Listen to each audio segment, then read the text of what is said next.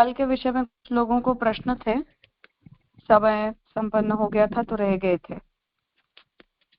जिन्हें भी पूछने हो वो अनम्यूट करके आप लोग पूछ लीजिए, फिर हम आगे करते हैं।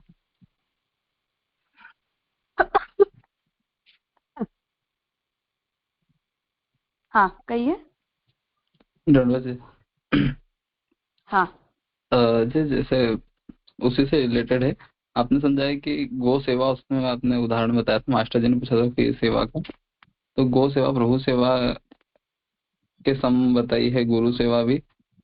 आ, उसमें ऐसा था कि जैसे अभी यहाँ पे ही समझते, कई बार ऐसा ऐसा अधिकतर होता है कि आप गो सेवा कर रहे हो तो ठाकुर, मतलब आपको सेवा की, ठाकुर जी की सेवा करना की जरूरत नहीं है, या अगर गुरु सेवा कर रहे हो तो ठाकुर जी की सेवा के समान ही है, नहीं का मतलब अगर व्यक्ति चाह रहा है करना, फिर भी कह जाए ठीक है गुरु सेवा कर रहे हो तो आप ठाकुर की सेवा नहीं भी करोगे तो चलेगा, तो ये उचित पक्ष कहलाएगा कि यहाँ पे इस प्रसंग से कुछ समझ सकते हो?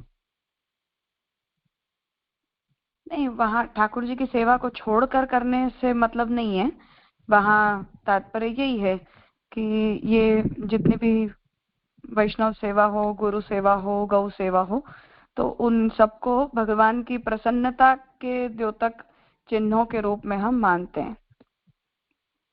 तो ठाकुर जी जो है वो, जब हम गाय की सेवा करते हैं तो प्रभु प्रसन्न होते हैं। जब हम वैष्णव की सेवा करते हैं, वैष्णव से सौहार्द आवाज आ रही रखते मेरी? हैं, तो प्रभु प्रसन्न होते हैं।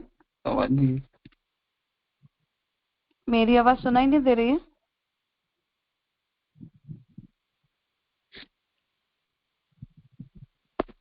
कोई और बताएगा? सुन पा रहे हैं सब लोग?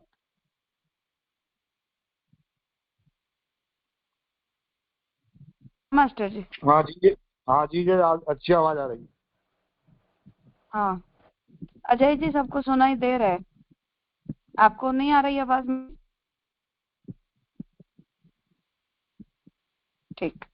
हाँ, तो तात्पर्य ये कि ये सब जो सेवाओं के प्रकार बताए जाते हैं और उनकी भगवत सेवा के साथ एक रूपता का जो निरूपण किया जाता है, वो प्रभु जो है वो इसके द्वारा प्रसन्न होते हैं, उसी तात्पर्य से किया जाता है। वहां ठाकुर सेवा को छोड़कर ये सारी सेवाएं करनी है, ऐसा वहां तात्पर्य नहीं है।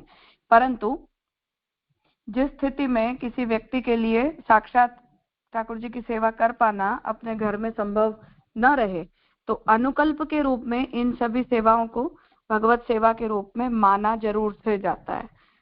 वो गुरु के घर अंतेवासी बनकर रहना, उनकी सेवा करना, वैष्णवों की सेवा करना, दासानुदासत्व की दृष्टि से भगवत सेवा के साथ उसकी एक रूपता अनुकल्प में मानी जाती है। बाकी सामान्य स्थिति में भगवत सेवा के अंग के रूप में ही इन सभी कार्यों को ठाकुर जी प्रसन्न होते हैं उस भाव से करना चाहिए। हाँ प्रणव भाई।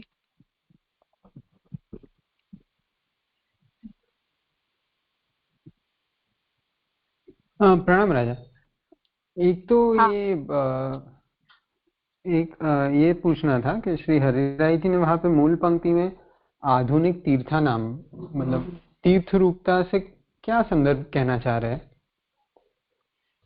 तीर्थ शब्द का जो उपयोग है वो संप्रदाय के लिए, गुरु के लिए, धर्म के लिए, परंपरा के लिए, इन सब के लिए किया जाता है।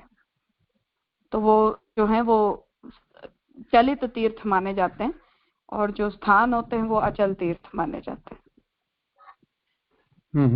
अच्छा जैसे जी राजा। सतीर्थ शब्द और का उपयोग गोपीनाथ जी ने भी किया है साधन दीपिका में। तो सतीर्थ शब्द का मतलब होता है समान संप्रदाय का होना या एक ही गुरु के शिष्य होना, तो वहां वो सतीर्थ शब्द का प्रयोग होता है। अच्छा, एक जब स्थायी और अचल चलित उस संदर्भ में। जी राजा। हाँ बिल्कुल। और हाँ, और ये ऊपर के पूर्व के लक्षण में, मतलब पंक्तिशः में श्री हरिराय जी गुरु का भक्ति मार्गीय होना वैसा लक्षण कह रहे हैं, मतलब वो क्या कोई वो कॉन्टेक्स्ट से कह रहे हैं कि शायद कोई सांप्रदायिक हो पर भी जो आज कलिकाल की स्थिति है कि वो भक्ति मार्गी ना हो, ऐसे इसलिए वो लक्षण वहां बता रहे हैं? हाँ, अर्थात दोनों बात हो सकती है कि अपने ही संप्रदाय के व्यक्ति से दीक्षा लेना आवश्यक है, ये भी एक तात्पर्य है, और उत्तम भक्ति मार्गी होना, उसका भक्ति मार्गीय लक्षणों से युक्त होना, ये बात तो है ही। जी स्पष्ट, प्रणाम। जय जय दंडोत प्रणाम। क्योंकि जैसे शंकराचार्य जी वगैरह हैं, तो वो भी हर व्यक्ति को अपने अपनी उपास्य परंपरा के अनुसार मंत्र दीक्षा प्रदान करते हैं। तो जो भी पंचदेव हैं, उनमें से जिस किसी की उपासना वो व्यक्ति करना चाहे, तदनुसार उसे शंकराचार्य जी भी कृष्ण मंत्र कोई लेने जाए तो कृष्ण मंत्र की भी दीक्षा दे देते हैं, मतलब गोपाल मंत्र की दीक्षा देते ही हैं। तो ऐसा भी प्रकार शंकराचार्य सीट को लेकर और उनके संप्रदाय की परंपरा में रहा है, तो उस वजह से भी ये कहा हो, ऐसा भी पॉसिबल है कि हमें अपने ही संप्रदाय के गुरु से मंत्र दीक्षा लेनी चाहिए।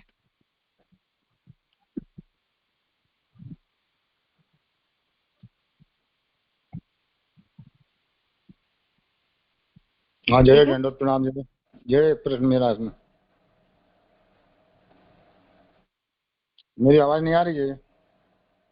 आ रही है, कहिए। मैं तो प्रणव भाई से पूछ रही थी कि उनका समाधान हो गया कि नहीं। हाँ जी राजा, स्पष्ट हुआ। जय, इसमें अभी आपने बताया हाँ, गौ सेवा, गुरु सेवा और वैष्णव सेवा। तो गौ सेवा करना तो कोई दिक्कत ही नहीं है, वहां तो कहीं कोई निमित्त नहीं है। लेकिन वैष्णव सेवा, गुरु सेवा, तो गुरु के जो ऊपर लक्षण बताया आपने, बताया ये लक्षण हो तब वो गुरु तुल्य माना जाए। और वैष्णव के भी लक्षण महाप्रभु ने बताए, तो वो लक्षण होना चाहिए। या फिर कुछ लक्षण इस तरह के नहीं है, पर लेकिन महाप्रभु के सिद्धांतों को चलता हो उसे वैष्णव माना जाए। नियम तो बात तो यही होना चाहिए। पर आज जो देखने में ऐसा आता है कि हजारों में एक आध मिलता है कि जो महाप्रभु के सिद्धांतों को फॉलो करता हुआ, बाकी मनोरथी है, इधर उधर भटकने वाले हैं। तो अब वैष्णव सेवा और गुरु सेवा, इन दोनों में यदि आपने अभी बताया कि गुरु के घर रह करके परिचर्या करना ये गुरु सेवा है, विकल्प के रूप में वो सेवा नहीं कर पा रहा तब, तो उसके लिए मुझे लगता है उसके लिए ये दोनों विकल्प तो बंद हो जाते हैं, केवल गौ सेवा बचती है। अब इसमें थोड़ा सा और समझाएं कि विकल्प बंद हो रहा है कि खुला कैसे खुलेगा ये, यानी गुरु सेवा और वैष्णव सेवा कहाँ मिलेगी उसे? आज की स्थिति में तो थोड़ा सा कठिन है, पर वैष्णव सेवा के दोनों ही मतलब हैं। किसी वैष्णव का भगवत सेवा में सहयोग करना, यदि वो व्यक्ति हमें आज्ञा देता है तो, अर्थात वो जो सेवा कर रहा है उस सेवा में यदि बहिरंग सेवा में हमें समाविष्ट वो व्यक्ति करे, तो उस स्थिति में उसके द्वारा हमें भगवत सेवा में प्रवृत्ति करनी, एक ये भी मतलब है। और दूसरा कि वैष्णवों की परिचर्या करनी, तो उनके लिए कुछ अच्छा कार्य करना, उनकी मदद कर देना किसी भी रूप में, तो ये भी मतलब है। पर हाँ, ऑब्वियसली जो ठाकुर जी के प्रति समर्पित हो और महाप्रभु के सिद्धांत का अनुसरण करता हो, उसी के लिए ये बात है, सार्वत्रिक रूप से अयोग्य व्यक्ति के लिए नहीं। और वही बात गुरु के लिए भी है कि शिष्य का धर्म होता है अपने गुरु के प्रति शुश्रूषा परायण होना, तो यथाशक्ति जैसे भी वो परिचर्या परायण हो पाए तदनुसार गुरु सेवा में उसे परायण होना चाहिए, पर योग्यता संपन्न होने पर ही, क्योंकि वो जो सेवा है वो भी उस स्थिति में संघ का स्वरूप लेती है।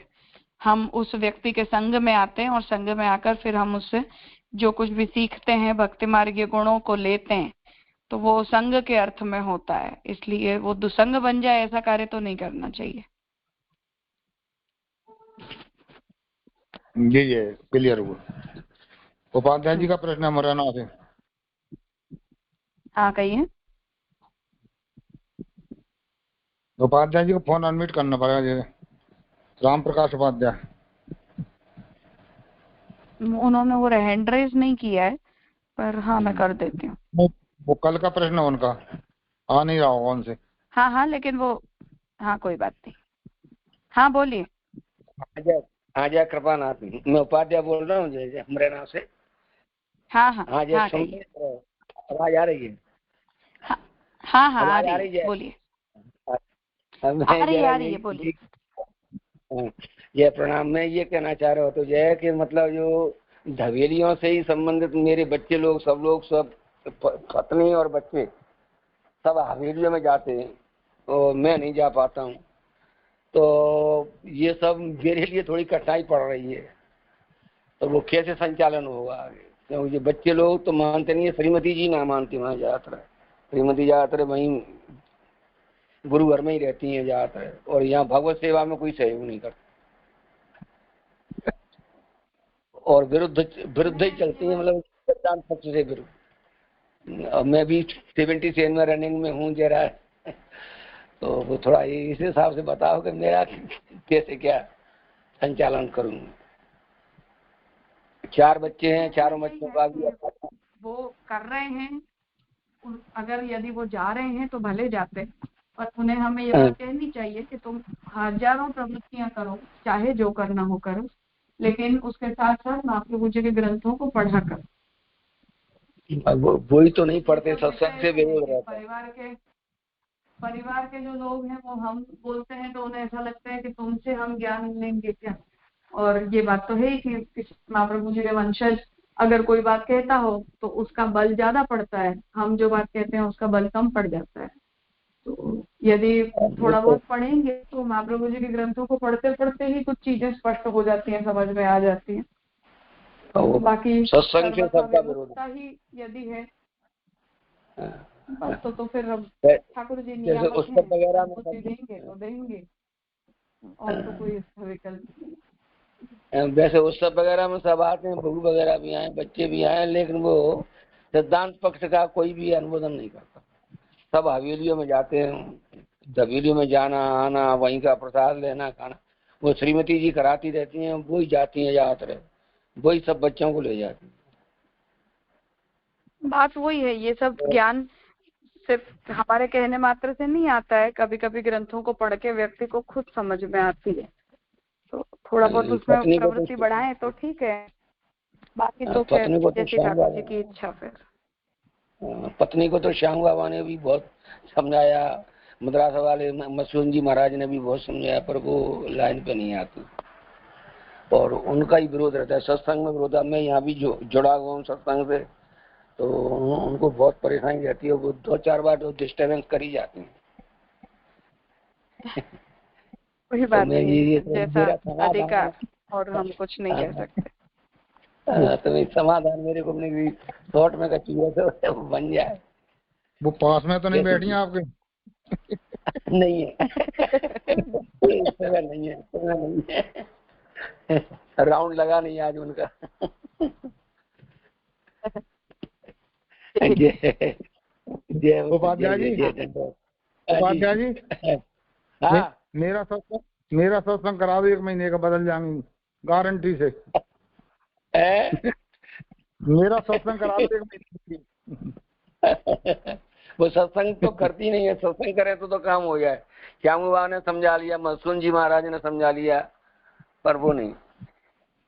चलो वो तो धर्म हाँ, वो तो प्रवीक्षित तो मान के कर रहे हैं। जय दंडोत, जय दंडोत, बहुत बहुत दंडोत, जय हो कृपा। हाँ बोलो भार्गव।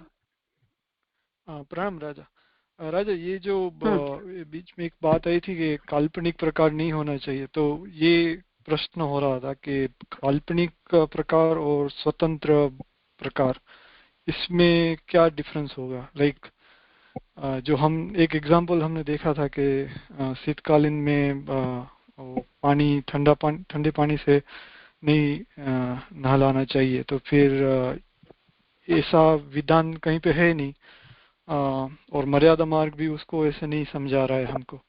तो फिर वो हम अपनी सोच से, ठीक है उसमें हमारी भावना है, मगर अपनी सोच से कुछ कर रहे हैं, तो फिर वो काल्पनिक होगा या फिर उसको हम स्वतंत्र कहेंगे? स्वतंत्र कहेंगे, ठाकुर जी के सुख के लिए है और भक्ति मार्ग की भावना से विरुद्ध नहीं है, वो स्वतंत्र कहा जाएगा, काल्पनिक नहीं कहा जाएगा। जी राजा। हाँ। और राजा एक और भी एक मैंने श्लोक कहीं पे पढ़ा था कि जो श्रुति स्मृति का जो उपदेश भगवान का ही आई थिंक वाक्य है कि अगर कोई व्यक्ति उसको नहीं फॉलो करता तो फिर और मन गणंत उपाय करता, ऐसा कुछ था उसका मीनिंग, एग्जैक्ट याद नहीं आ रहा है, तो वो तो नरक में जाता है, ऐसा भगवान कहते हैं कि क्योंकि वो मेरी ही आज्ञा है और मेरी आज्ञा को जो नहीं मानता है वो नरक में जाता है, ऐसा कुछ भगवान आज्ञा कर रहे थे उसमें। तो फिर हम जब ऐसा कोई डिसीजन ले रहे हैं कि मर्यादा मार्ग ऐसे कह रहा है कि ठंडे पानी से नहलाओ और हम पानी गर्म करके नहला रहे हैं, ऐसा कुछ कर रहे हैं जो चेंजेस, तो वो आज्ञा उल्लंघन हम उसको बोलेंगे या फिर कुछ और भावना अपनी भावना का ही उसमें समझेंगे ऐसे लाइक शास्त्रीय विधि का जो उपचार है उसका यदि अनुसरण किया जा रहा है और उसके अंतर्गत हम अपनी इच्छानुसार व्यवहार कर रहे हैं तब वो दोष रूप होता है। पर यदि वो कोई शास्त्रीय कर्म नहीं है या उसका संकल्प नहीं लिया गया है, उस स्थिति में हम ठाकुर जी के सुख के विचार से जो कुछ भी कर रहे हैं वो दोष रूप नहीं होता है। जैसे मानो पंचामृत स्नान हो रहा है फॉर एग्जाम्पल, अब पंचामृत स्नान तंत्र कर्म है, उसका संकल्प लेकर हम वो कर्म कर रहे हैं, वहां हम अपनी इच्छा अनुसार व्यवहार नहीं कर सकते। वो कर्म संपन्न हो जाए उसके बाद हम जो कुछ भी कर रहे हैं उसमें हम प्रभु के सुख के लिए जो कुछ भी करें वो योग्य माना जाता है, ऐसा विवेक रखना चाहिए। जी राजा, स्पष्ट हुआ। और राजा एक दूसरा एक प्रश्न था कि जो हम सिद्धांत रहस्य में भगवान क्या करते हैं कि सहजात देश काल था लोक वेद निरूपिता वे सभी जो भी 5 प्रकार के दोष हैं या फिर सर्व दोष जो है वो निवृत्त हो जाएंगे। तो इसमें ये सहजा दोष जो कहा है उसमें ये जेंडर और जाति के जितने भी दोष हैं वो भी इंक्लूडेड नहीं हो जाएंगे ऐसे, लाइक अगर हम सर्व दोष उन्हें सहज दोष में नहीं गिना जाता है। कहाँ कहते हैं सर्व दोष में, तो वो सब आ जाएंगे, उसमें तो कोई समस्या ही नहीं है। इसीलिए तो वो सारी, चाहे कोई भी योनि हो चाहे कोई भी वर्ण हो, उन सबकी विषय में शास्त्रीय अधिकार तो प्राप्त नहीं होते, पर भक्ति मार्ग तो सबको अधिकार देता है। जी राजा, तो अधिकार अलग अधिकार इसलिए नहीं है कि कुछ दोष है जेंडर में, तो शास्त्र जहाँ अधिकार नहीं देता है उन शास्त्रीय कर्मों में हमें अनधिकार चेष्टा का व्यवहार नहीं करना चाहिए। ठाकुर जी की सेवा के लिए तो कोई मना ही नहीं है, तो उस क्रिया के अंदर अधिकारिता का कोई विचार नहीं है। पर हम ये कहेंगे कि हम स्त्री हैं पर हम भक्ति मार्ग में आ गए तो हम पंचामृत स्नान भी करवा लेंगे, तो फिर ये अनधिकार चेष्टा हो जाती है। उस पार्ट को मत करो, उसके अलावा सब कुछ करो, क्योंकि वो तो शास्त्र है, तो शास्त्र वहां निर्णय लेगा ना, वहां हम अपना स्वतंत्र निर्णय नहीं चला सकते। ठाकुर जी की सेवा करने के विषय में हमारा ये निर्णय है और ठाकुर जी की आज्ञा से ही ये निर्णय है कि हर किसी का अधिकार होता है, तो वो हम सकते हैं। पर सेवा के अंतर्गत इतने जैसे भी अंश हैं कि जो शास्त्रीय पक्ष के अंश हैं उन सब का निषेध हो जाता है, वो नहीं करने चाहिए। जी राजा।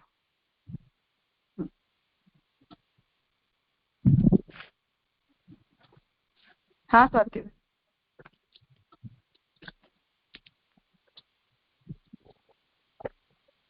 हाँ राजा प्रणाम। यहाँ जो प्रणव भाई ने थोड़ा लेट ज्वाइंट हुआ था इसके लिए सॉरी, शायद आपने समझा है, पर जो गुरु की व्याख्या में श्रेय महाप्रभु जो गुरु से भक्ति मार्गीय कहा ना, बाकी के सब सारे गुरु के लक्षण और व्याख्या अपने महाप्रभु जी के अनुसार किए, तो माने पुष्टि भक्ति मार्गीय भी नहीं कहा, तो फिर भक्ति मार्गीय में जैसे आपने बताया कि वो जनरल आ जाएगा। नहीं, वहां भक्ति मार्ग का मतलब सांप्रदायिक ऐसा ही समझना है। जी राजा, तो कोई बराबर जी। हाँ, प्रणव भाई तो उस अर्थ में पूछ रहे थे कि ये बात कहने की आवश्यकता क्या पड़ी, इसलिए मैंने ये कहा कि कृष्ण मंत्र का जो दान है वो अन्य भी आचार्य प्रदान करते हैं। अगर भक्ति मार्गीय जो अन्य आचार्य हैं रामानुज मध्व, उनको भी हम देखें तो वो भी करते हैं उनकी परंपरा से, और शंकराचार्य जी के वहां हम देखें तो वहां भी पंचदेवोपासक हो चाहे एकनिष्ठ देवोपासक हो, जो जिसकी उपासना करना चाहे के लिए उन मंत्रों का दान शंकराचार्य भी करते हैं। तो कोई ये समझे कि वहां से भी हम कृष्ण मंत्र का दान ले लें, तो उसे हटाने के लिए ये बात कही जा रही है कि ऐसा हम नहीं करते हैं हमारी परंपरा में। दूसरी जो बात है वो तो ये स्पष्ट ही है कि उस व्यक्ति का स्वयं भक्ति मार्गीय आचरणों से संपन्न होना आवश्यक है। जी राजा, स्फुट हो गया एकदम।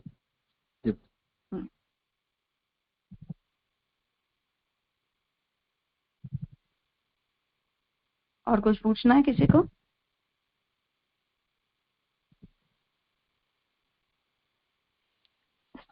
राजा एक जस्ट क्लेरिफिकेशन करना था कि ये भागवत तत्वज्ञ जो कहा है वो सिर्फ एक उपलक्षण हाँ। के तौर पे ही है, सभी शास्त्र का नॉलेज होना चाहिए, या ऐसा कह सकते हैं वहां पे, या फिर सिर्फ भागवत डेफिनेटली कह सकते हैं, क्योंकि भागवत को हम सभी शास्त्रों के सार के रूप में मानते हैं। तो वेद के निगम कल्पतरु का निर्गलित फल है भागवत। तो उस दृष्टि से सभी शास्त्रों के सर्वसंदेह वारक शास्त्र के अर्थ में भागवत ऐसा उसकी जो हायरार्की है उसे तो हमें कंसिडर करना ही पड़ेगा।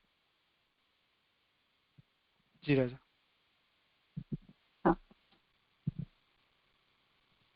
हाँ कहिए दुष्यंत भाई। धन्यवाद प्रभु जी। पहला क्वेश्चन तो मेरा क्वेश्चन आ गया सुनो, जो आधुनिक तीर्थ रूप में बताया आपने। दूसरा प्रश्न मेरा यह है, प्रथम वन तो सदगुरु ये महापुरुष जी के बारे में बता रहे हैं यहाँ पे। तो कहते हैं वर्तमान गुरु ऐसे न होने पर भी यदि उनसे यदि उपदेश लिया जाए, यानी महापुरुष जी का मंत्र लिया जाए, तो यह उपदेश यदि दुसंग दोष से बुद्धि प्रबुद्ध हुई हो, तो दुसंग दोष कैसे आएगा? पहले दुष्यंत दोष है तो वो ले ही क्यों रहा है, समर्पण क्यों करा रहा है? नहीं, मतलब व्यक्ति की बात है। हम यदि दुसंग से ग्रस्त होंगे तो हमारे ऊपर उस दीक्षा की या उस उपदेश की असर नहीं होगी, ऐसा। नहीं, दुसंग होते हुए भी वो ब्रह्म समझ ले रहा है, ऐसी बात आ रही है। हाँ, तो हम सभी लोग ब्रह्म संबंध से दीक्षित हैं, पर बहुत सारा दुसंग तो करते ही हैं। अच्छा, सभी लोग करते हैं, अर्थात अन्य अन्य प्रवृत्तियों में हमारा जुड़ा होना, वैष्णवों के संग होना, उनके साथ हमारा प्रेम आदि के संबंध होने या उनके साथ हमारा व्यवहार होना वगैरह व्यवहार होना है। ठीक है। तो वही हर प्रकार से संग के संदर्भ। हाँ, तो वो भक्ति मार्ग को फलित होने में कुछ ना कुछ डिस्टर्बेंस तो करता है ना। हाँ जी जी जी, धन्यवाद प्रणाम जी। राजा एक दूसरा एक क्लेरिफिकेशन करना था कि जो अव्यावृत शब्द है उसका ये निवृत्त शब्द पर्याय होगा या फिर दोनों के मीनिंग में कोई डिफरेंस रहेगा? अव्यावृत्त का तो मतलब ये है कि जो किसी भी प्रकार के दूसरे एंगेजमेंट के साथ व्यस्त ना हो, भगवत सेवा के अतिरिक्त या भक्ति मार्गीय प्रवृत्ति के अतिरिक्त जिसके जीवन में अब और कोई एंगेजमेंट न रह गया हो, ऑब्लिगेशंस न रह गए हों, वो व्यक्ति। जी राजा, ओके। तो उसका हम रिटायरमेंट जैसा कुछ मीनिंग नहीं ले सकते हैं, वो अलग हो जाएगा उसका मीनिंग? नहीं, रिटायरमेंट से मतलब नहीं है, पर ओवरऑल कोई भी तरह की ऐसे ऑब्लिगेशंस हमारे ऊपर न बच गए हों जिन्हें पूरा करने के लिए हमें भक्ति मार्ग के प्रवृत्ति के अतिरिक्त कुछ करना पड़े, सोशल हो, फैमिली बेस्ड हो, चाहे कुछ भी। जी राजा, स्पष्ट।